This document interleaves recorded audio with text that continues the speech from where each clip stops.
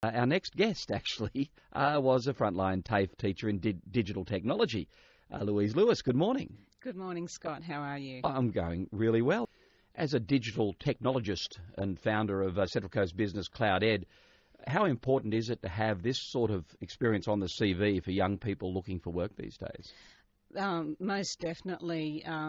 Digital teaching and learning is something that is not an option.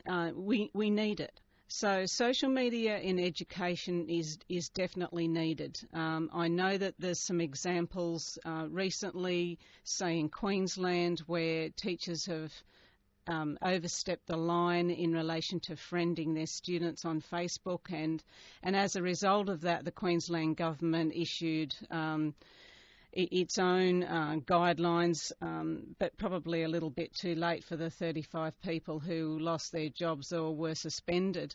Teachers need to know what the world is like in social media land for teaching and learning.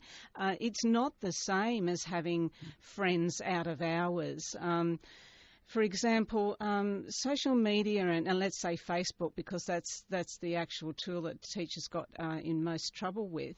It provides a means to interact, engage, create content, share, discuss. It's a really powerful tool. Well, the schools have their own sites, don't they? But they haven't really thought of the guidelines, and it's sad that those Queensland teachers have been caught in that situation because they really hadn't set the ground rules for them. Are other countries using social media? Other educators using social media in other countries? Sadly, I have to say that Australia's quite behind, and I think it is a result of leadership. It hasn't come from the front. The teachers are trying to implement social media in education, but they don't have those guidelines. As I said, we've got our e-safety commissioner that's a Commonwealth government. We've now got these standards that the Queensland government has issued. Other states have theirs, but really at each site, the teachers and as a collective need to sit down and have a look at what those standards and guidelines mean for them at their school with all their resources, and decide which tools they're going to start with, and then continue as a community of practice and continue to evaluate the tools for learning. For example, a lot of teachers won't know that you don't have to friend your students on Facebook to teach them on Facebook, that students can just join a group. So they're the teachers protected. They don't have to friend. They have the educational group. The students are members. But that obviously goes to management further up the line who aren't tech savvy. Yes. Because I know about groups. We have a group for one of the programs that I present, and it's just you let other groups come on. It's in the fishing.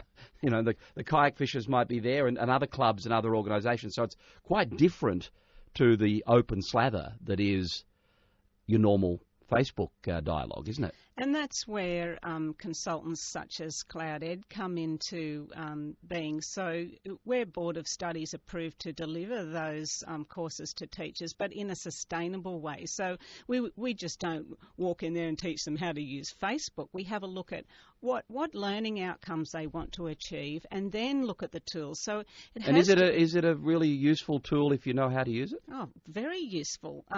But sometimes teachers might choose Facebook when it's not the appropriate tool to use, just because they're pressured to use Facebook. So what we need to do is analyse that and say, well, okay, what learning outcomes do we want to achieve? And let's apply a tool that is going to help us get there. So the tools only enhance learning. It's not just technology for technology's sake. It's in teaching, well, we call it pedagogy. It's the way to teach. Mm-hmm.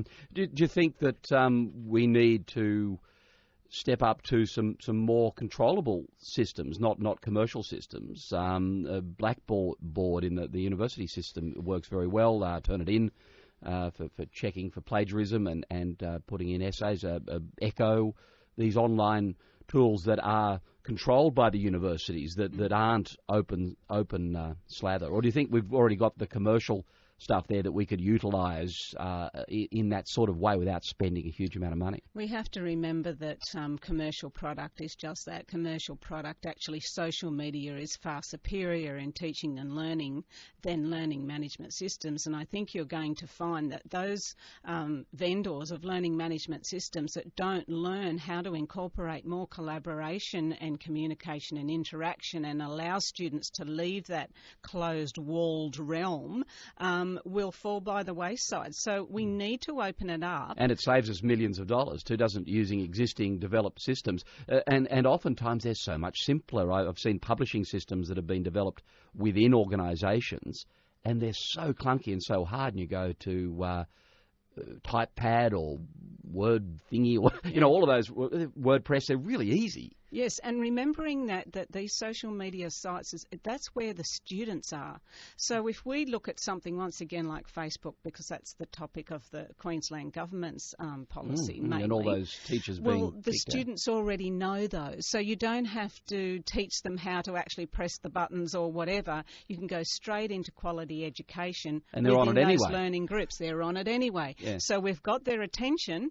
Let's use Facebook, Instagram, Pinterest, all those types of free accounts. So these poor schools that are battling to get some digital teaching and learning, they don't need to pay. They just need the digital citizenship, and there's the key. They need to use it properly. They need to use it properly. They need to be human. So I understand why teachers are trying to friend people on Facebook and actually appear to be open and human, and as they would filter information when they go into the classroom. They might mention what they did on the weekend, but not every move they make is available to the students. And there's a way to set it up that way, as you say. That's right. It's a real shame. You feel sorry for those teachers. I don't know if any of them were using it nefariously, but I doubt that'd be the case. It was more that the education department hadn't set the guidelines and worked out this area. So they're stabbing in the dark, trying to find that they know they have to use it, but as I said, CloudEd, when we walk away, the school is equipped with the tools and the knowledge to move forward. Every time a new tool comes in, and it will, we might have a new one tomorrow, then we just throw that into the mix and discuss it and have a look at its applications for education. Well, it's very interesting what you're doing and transitioning from being a digital technologies teacher at TAFE to this new opportunity locally. Keep up the good work, Louise. Thanks for talking to us. Thanks, Scott. Louise Lewis there from CloudEd. It's 9 o'clock, time for the news.